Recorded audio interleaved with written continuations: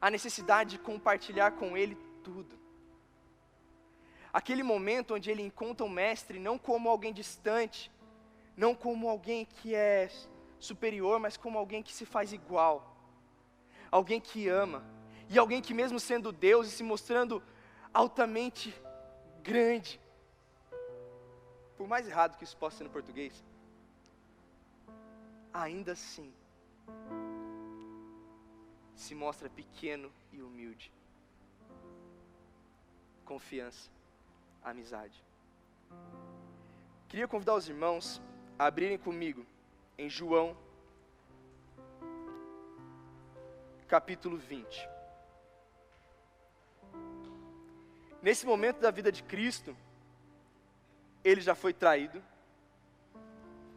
por um dos seus. Nesse momento da vida de Cristo, ele já está na cruz.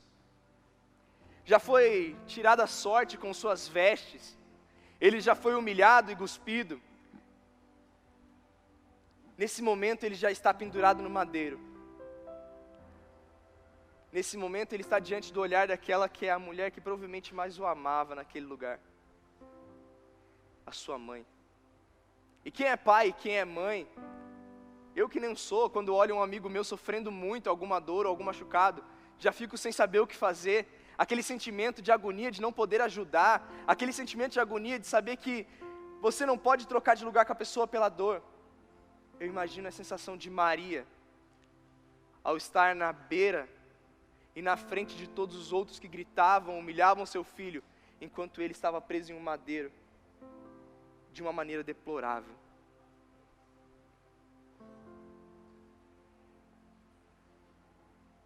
E nesse momento, Jesus nos demonstra como Ele é alguém humano, como Ele é alguém um Deus que, diferentemente dos outros deuses, não espera favores a Ele, mas Ele espera que nós apenas o acolhamos, porque Ele vem em nossa direção, Ele nos ama, Ele entende as nossas necessidades, Ele entende o que a gente precisa.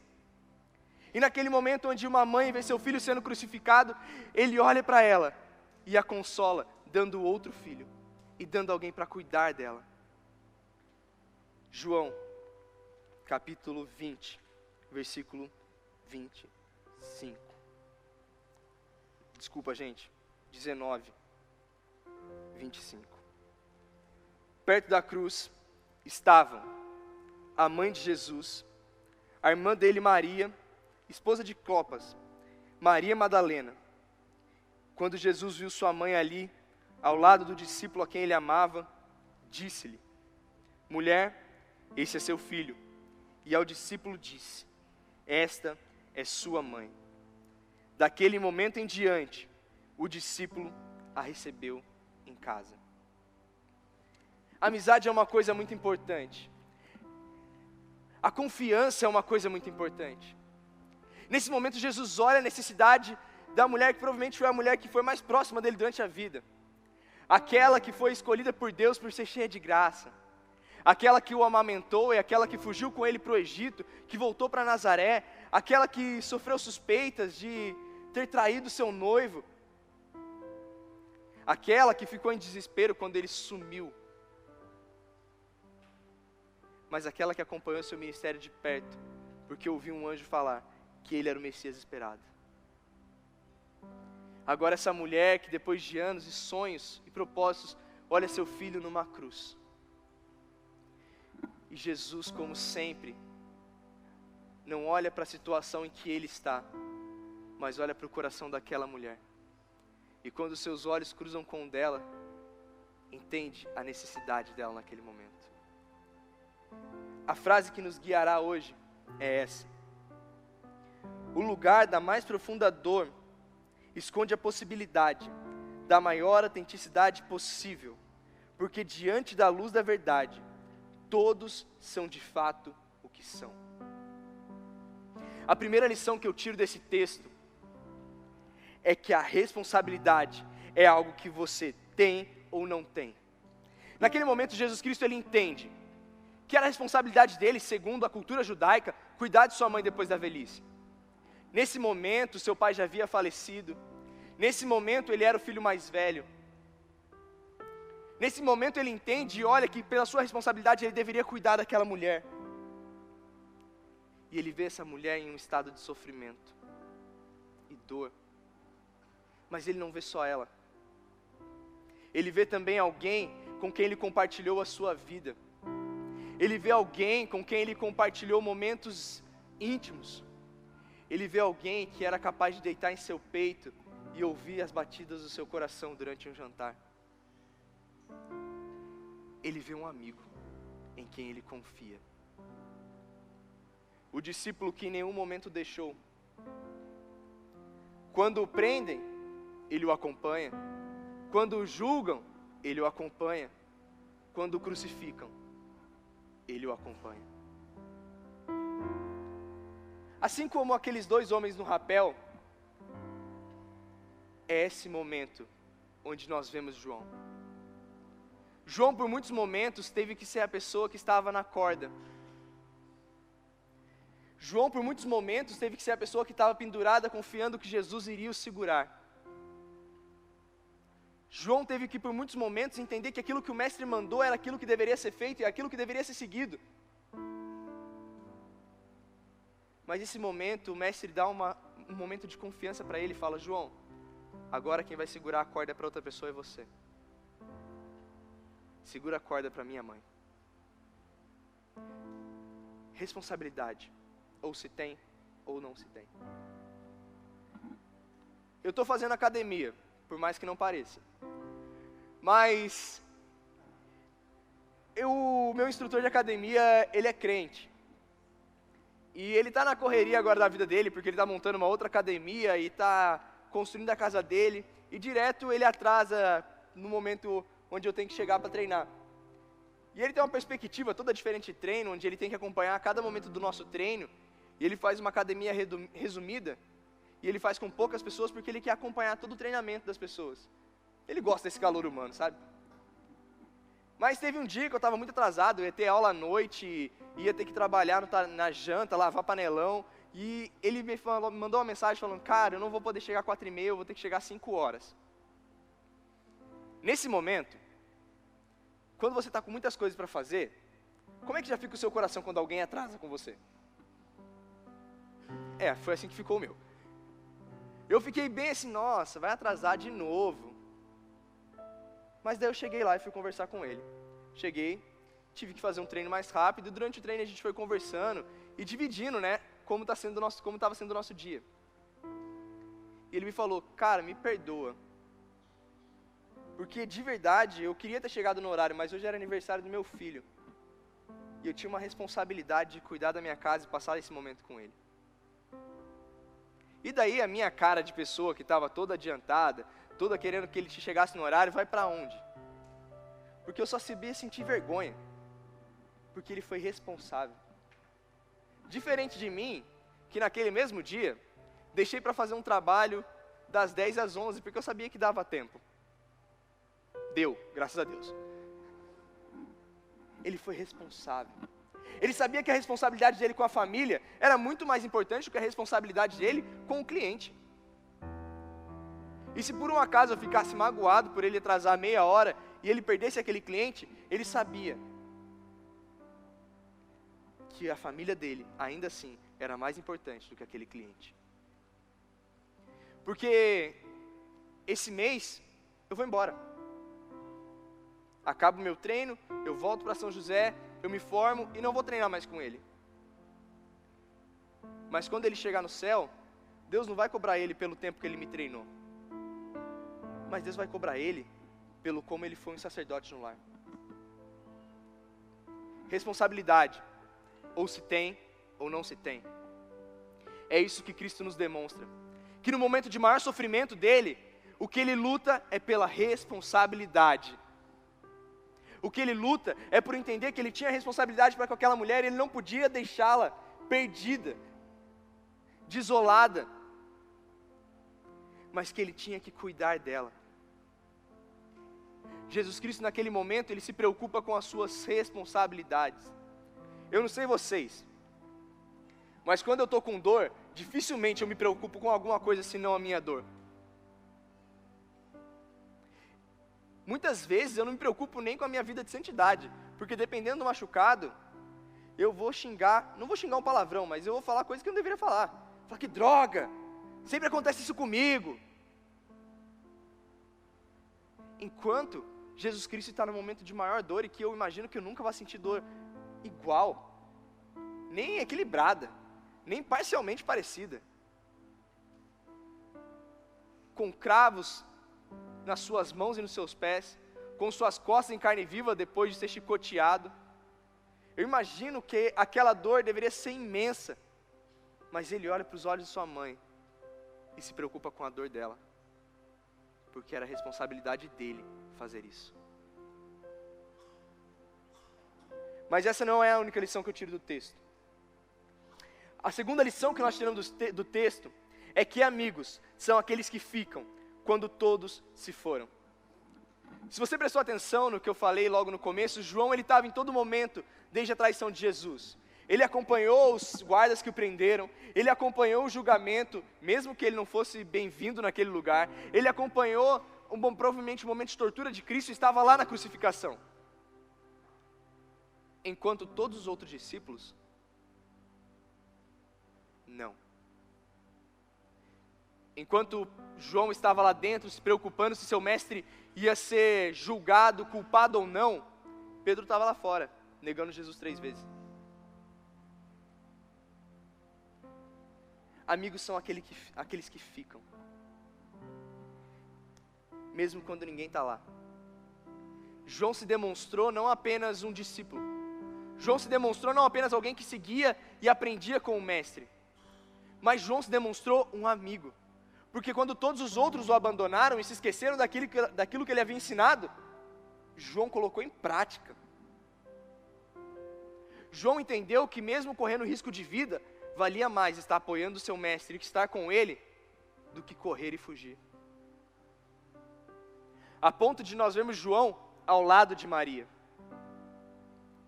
Provavelmente João já estava consolando por entender a dor dela, a dor de Maria Madalena, a dor da Maria, irmã de Jesus. Ele estava lá, colocando em prática aquilo que Jesus o ensinou. Porque naquele momento, ele não queria mais sentar à direita de Cristo, porque ele já havia aprendido a lição de que o maior é o menor, e aquele que serve será o maior no reino. Então ele serve. Eu tenho um amigo, muito próximo. A gente se conheceu em 2013 e desde então a gente é muito amigo, praticamente inseparáveis. Ele é filho único também. E o pai dele, por muito tempo, foi da igreja. O pai dele foi presbítero na igreja, o pai dele participava dos cultos, o pai dele servia nos ministérios. Mas por causa de uma desilusão, o pai dele saiu da igreja e caiu de cabeça no mundo, a ponto do pai dele ser um alcoólatra. Mas um mês atrás eu recebi uma ligação dele uma segunda-feira. Achei estranho, porque normalmente ele me manda mensagem: ei, como é que você está? Mas ele me ligou 9 horas da manhã. Eu atendi e comecei a conversar com ele, porque ele estava me ligando uma segunda-feira, 9 horas da manhã, porque ele tinha estágio para fazer. E eu falei: cara, você não foi no estágio, você é muito vagabundo. E daí ele começou a me contar. Sexta-feira, o pai dele chegou bêbado em casa e foi descer a escada do prédio de chinelo. O pai dele capotou da escada, vomitou no final da escada, engasgou com o próprio vômito. Alguém ainda ouviu, conseguiu socorrer para que ele soltasse o vômito, mas as lesões foram muito graves e o pai dele faleceu. Mas sabe por que ele me ligou? Ele não me ligou porque ele estava triste, estava sentindo dores. Não, ele me ligou para falar: cara, eu estou te ligando porque Cristo me consolou. O Espírito Santo estava no meu coração, e o Espírito Santo me faz estar feliz, porque naquele momento a única coisa que eu fiz foi abrir a Bíblia do meu pai e perceber que ele estava tendo um relacionamento com Cristo, que estava sendo renovado, e como isso mexeu com a minha vida. Eu não estou te ligando para você chorar comigo, mas eu estou ligando para você se alegrar comigo. E eu entendi que amigos são aqueles que ficam, sabe por quê? Porque quem deveria estar consolando ele sou eu, mas ele me ligou para compartilhar uma experiência que me consolaria. E toda semana eu tenho falado com ele. porque eu achei que depois de um tempo fosse cair a ficha da morte do pai dele, e ele fosse sentir mais. Mas cada semana que eu ligo para ele, ele está mais feliz por saber que o pai dele está no céu. E ele está mais feliz por ter a oportunidade de sentir paz com isso. Talvez vocês esperassem que eu contasse uma história onde sobra apenas um amigo meu. Mas essa história me marcou muito mais porque ele foi o amigo que me sobrou. Diferentemente do meu outro amigo que me ligou na semana anterior, falando que ele estava com vontade de se suicidar e não tinha mais ninguém para conversar, e nós conversamos por horas a fio, e ainda estamos conversando toda semana, porque eu tenho me preocupado muito com ele, e eu fui aquele que sobrou. Mas o meu coração estava em pranto, porque eu não aguentava saber que eu não podia abraçar o meu amigo, porque ele está lá no Pará, e que não há ninguém perto dele no Pará para consolá-lo. E o meu coração estava tão triste, e eu recebi uma ligação, numa segunda-feira, de um filho que perdeu um pai, e que me liga para usar isso como consolo. Amigos são aqueles que ficam. João se demonstrou não apenas um servo, mas um amigo de Cristo, pois até o último momento o acompanhou. A história da igreja nos fala que quando João já estava de cama e velho, pronto para morrer, seus discípulos sempre chegavam a ele e perguntavam: João, qual é a última lição que você tem para nos dar, caso você morra hoje? E ele repetia por horas e horas a fio: ame ao Senhor seu Deus sobre todas as coisas, e ao próximo como a si mesmo. Ame ao Senhor seu Deus sobre todas as coisas, e ao próximo como a si mesmo. Sabe por quê? Porque a relação de João não era simplesmente de um aluno, mas a relação de João com Cristo era a relação de um amigo que entendeu intimamente a mensagem do Evangelho. Mas essa não é a última lição que nós tiramos desse texto. Ainda mais uma. A última lição que eu tiro desse texto é que é necessário compartilhar a nossa obrigação com alguém que seja escolhida a dedo. Existem várias situações, ok? Existem momentos onde nós compartilhamos as nossas obrigações com alguém e as pessoas nos frustram. O que não é mais do que esperado, porque pessoas são falhas. Por exemplo, eu que tive uma experiência maravilhosa de esperar que alguém que era mais velho que eu me ligasse para a gente fazer um trabalho, e ele nunca me ligou. Na verdade ele me ligou para falar: faz o trabalho aí, e desligou. Porque era a nossa obrigação. Mas ele jogou para mim, e para ele deu certo. Pessoas nos frustram, pessoas falham conosco. Mas graças a Deus a gente não nasceu para ser criado sozinho. A gente não nasceu para viver sozinho numa bolha, esperando que a pessoa perfeita, que seja mais parecida conosco, chegue. Mas nós somos criados para compartilhar os nossos corações. É por isso que Deus olha para Adão e fala assim: não é bom que o homem esteja só. Porque a interação e o compartilhar e o poder dividir as minhas dores e as minhas alegrias com cada um de vocês é o que me faz crescer e arder o meu coração de alegria, porque eu vejo Deus nisso. Um Deus que é 3 pessoas e compartilha tudo entre si. E que cria uma igreja cheia de corpos e pessoas diferentes que deveriam compartilhar tudo entre si. As nossas obrigações vêm, e muitas vezes nós nos achamos os super-heróis. Eu gosto muito de quadrinhos, muito mesmo.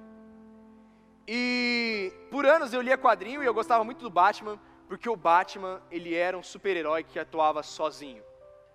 E o Batman, ele era apenas um super-herói, sem poderes, que fazia tudo funcionar. Até o momento onde eu comecei a ler quadrinhos. E eu comecei a perceber que o Batman, ele é um dos personagens que mais tem ajudantes. Ele tem 3 Robins, tem 3 Batgirls, tem outros personagens que entram entre si. Sabe por quê? Porque ele precisa de ajuda. Até aqueles que são pintados como superpoderosos precisam.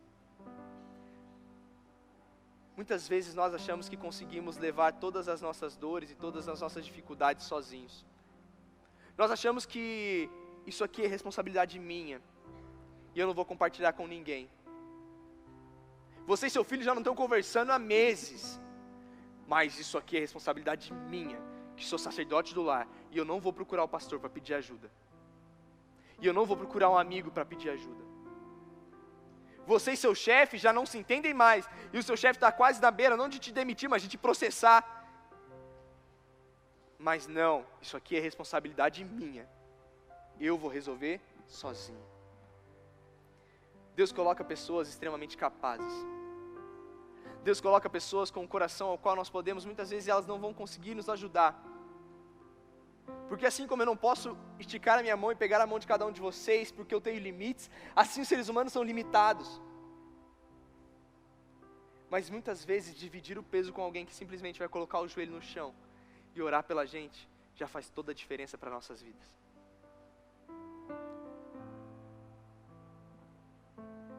Na minha caminhada, eu tive muita dificuldade. Eu sou filho único. E eu cresci aprendendo a fazer as coisas sozinho. Então, com 10 anos, eu já cozinhava, já lavava, já passava. E se meus pais morressem, eu sabia cuidar da minha casa. Eu cresci fazendo tudo sozinho. A ponto de quando eu apanhava na escola, eu não contava para os meus pais, porque eu falava, não, eu vou resolver com os garotos da escola. Não, eu não batia neles. Eu orava por eles. Às vezes. Mas eu cresci assim. E daí veio meu primeiro ano de seminário. E logo eu percebi que autossuficiência é pecado. E eu falei, que droga. Mas para mim isso foi muito bom. Eu fiz amigos com os quais eu compartilho não só meus momentos bons, não só meus momentos ruins, mas aquilo que tem de ruim em mim. Pessoas às quais eu posso chegar e abrir meus pecados e falar, cara, eu sou um pecador. E olha, essa semana eu menti para uma pessoa. Essa semana, eu quase briguei com um cara. E eu mirei tanto que eu tenho certeza que eu matei ele no meu coração. E sabe o que eu escuto deles? Não, continua firme. Vai lá, você vai conseguir vencer. Não. Muda, mano. 10ª vez que você já cai nisso. Bora, tá na hora. Agiliza. Por quê? Porque é o que eu preciso ouvir. Compartilhar o coração é muito mais do que simplesmente chegar em alguém, jogar uma bomba e sair. Mas é da mesma maneira que a pessoa me escuta, eu poder escutá-la. É da mesma maneira que eu aprendo com a pessoa, ela poder aprender comigo. Da mesma maneira como um discípulo ouviu seu mestre e se preocupou com ele até o último momento, o mestre se preocupar com esse discípulo e dar a ele responsabilidades ímpares.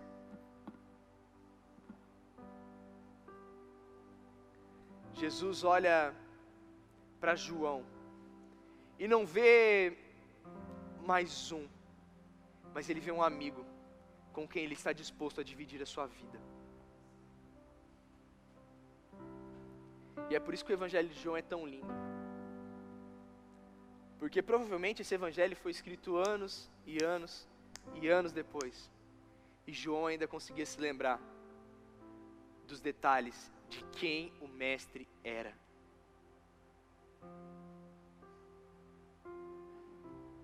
Nós não nascemos para viver sozinhos. Eu sei que de vez em quando na nossa sociedade dá essa vontade. Porque pessoas são chatas. Pessoas são difíceis. Pessoas são falhas. Mas quando eu me olho no espelho, sabe o que eu descubro? Que eu sou chato, que eu sou difícil, que eu sou falho. Mas sabe o que eu também descubro? Que Cristo me ensinou a compartilhar a minha vida com outros e não viver sozinho. E talvez você me fale, não, mas eu tenho muitos amigos. Mas lembre-se que João tinha um amigo em específico, que naquele momento estava na cruz, e com quem ele compartilhava tudo. Talvez nós tenhamos vivido nossa vida esperando que a nossa redenção venha por meio dos nossos amigos, venha por meio das nossas forças, venha por meio das nossas atitudes. Enquanto nós nunca poderemos redimir a nós mesmos. Enquanto nós nunca poderemos nos salvar, enquanto nós nunca poderemos viver uma vida sem Ele e honrá-lo. Há uma pessoa em específica, e que por mais que nós olhemos e tentemos achar falha, nunca encontraremos porque Ele é perfeito. Que por mais que tentamos o chamar de chato, nós nunca o chamaremos porque Ele é a pessoa mais legal do mundo.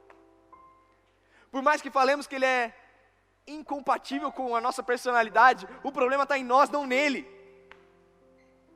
É Cristo Jesus. Nos relacionarmos com Ele, não apenas nos domingos. Que Ele não seja o nosso amigo de happy hour, ou de hora de culto. Mas que Ele seja o nosso amigo de todos os momentos. Desde o momento onde eu acordo e olho para minha esposa e consigo ver nela a perfeição daquele Deus Criador e falo, Jesus, obrigado. Do momento onde eu levanto e eu encontro com meus pais e falo, Deus, muito obrigado por ter me dado pais tão amorosos. Do momento onde eu fico preso num congestionamento e falo, obrigado Deus, porque agora eu posso conversar com você sem me preocupar com o trânsito. De talvez a camisa que eu tinha passado, amassar 5 minutos depois que eu acabei de passar, e olhar para Deus e falar, obrigado, porque você está moldando a minha paciência.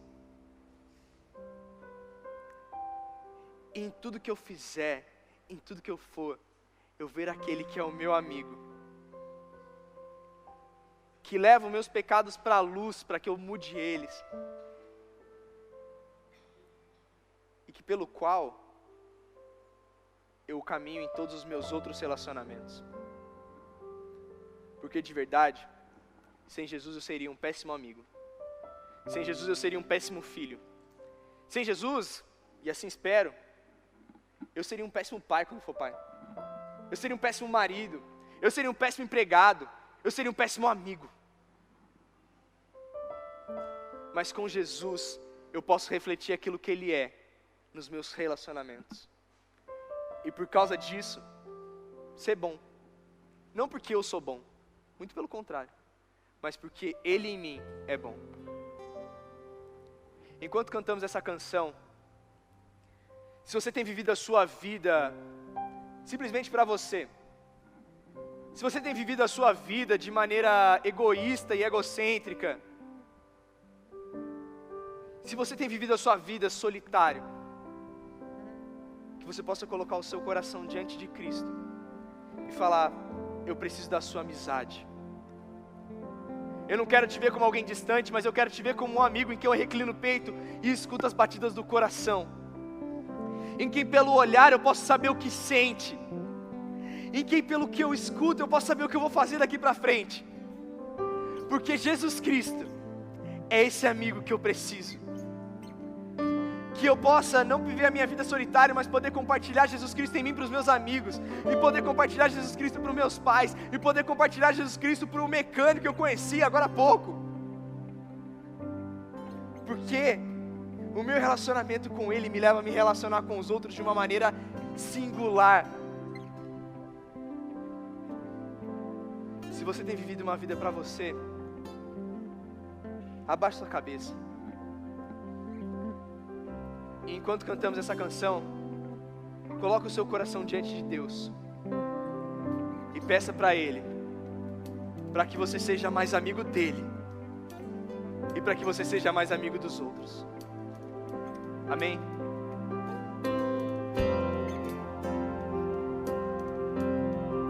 Eu olho para a cruz,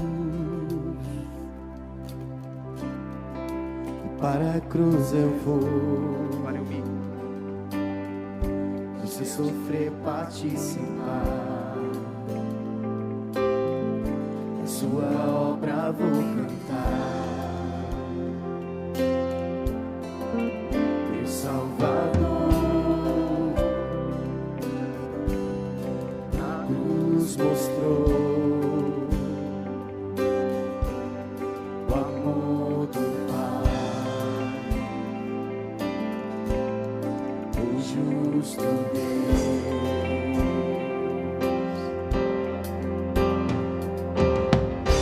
Pela cruz me chamou, gentilmente me atraiu e eu, sem palavras, me aproximo, quebrantado por seu amor.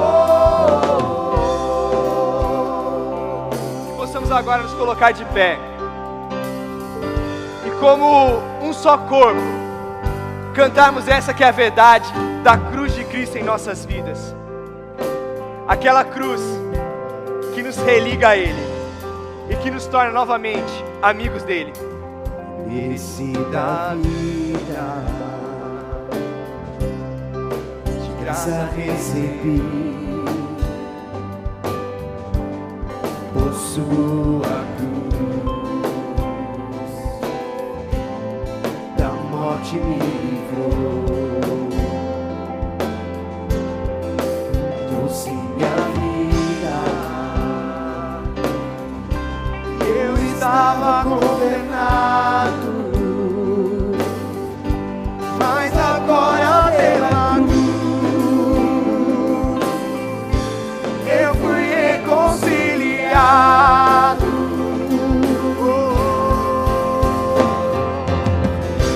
Pela cruz me chamou, gentilmente me atraiu e eu, sem palavras, me aproximo, quebrantado do seu amor.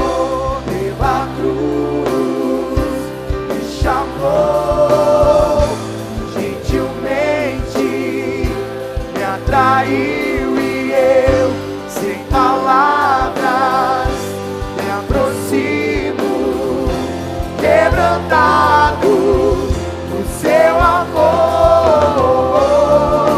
Impressionante é o seu amor.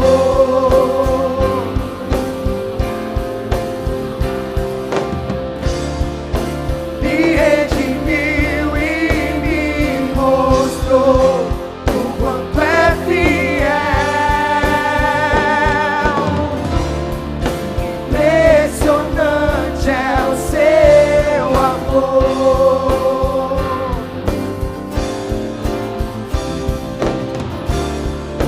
Me redimiu e me mostrou o quanto é fiel. Pela cruz me chamou, gentilmente me atraiu e eu, sem palavras, me aproximo, quebrantado do seu amor. Paizinho querido, Deus de amor e Deus de infinita misericórdia, muito obrigado porque o Senhor agora é meu amigo. Muito obrigado porque eu tenho intimidade com o Senhor. Eu sei que tudo aquilo que eu tenho no meu coração eu posso abrir para o Senhor, porque o Senhor se preocupa com isso, Pai. Muito obrigado porque assim como Jesus olhou para os olhos de Maria e entendeu o sofrimento dela, o Senhor também olha para o meu coração e entende tudo aquilo que eu passo. O Senhor sabe mais daquilo que eu preciso do que eu. O Senhor é o Deus a quem eu vivo. O Senhor é o Deus para quem eu quero viver cada segundo do meu dia. Deus, que eu possa amar mais os meus amigos e que eu possa ter mais amigos, não para que eu seja alguém popular, mas para que o Senhor seja glorificado nos meus relacionamentos. Pai, muito obrigado por tudo aquilo que o Senhor tem nos ensinado. Deus, muito obrigado por tudo aquilo que o Senhor tem feito em nossas vidas. Muito obrigado porque o Senhor tem nos ensinado a compartilharmos nossas vidas e amarmos uns aos outros. Que o amor de Deus Pai, a graça maravilhosa de Jesus Cristo e as doces e ricas consolações do Espírito Santo de Deus seja com cada um de nós durante essa semana. Em nome de Jesus, eu oro e agradeço. Amém.